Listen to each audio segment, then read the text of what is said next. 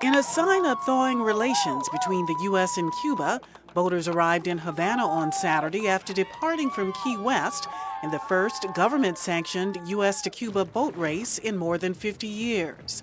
U.S. and Cuban diplomats will seek to further those relations in talks in Washington this week in what will be their first high-level engagement since President Barack Obama and Cuban President Raul Castro's meeting at the Summit of the Americas in April.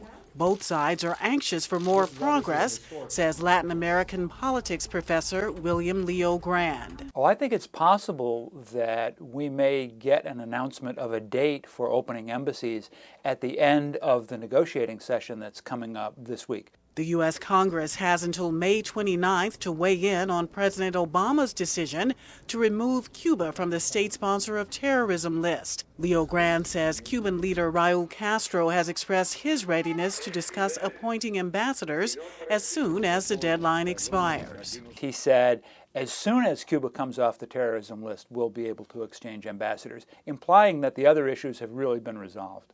One of the big challenges going forward will be maintaining open channels of communications, says former U.S. diplomat Thomas Pickering. The access is necessary to talk to the Cubans, quite frankly, about the things that we object to. And they will have the same access to talk to us.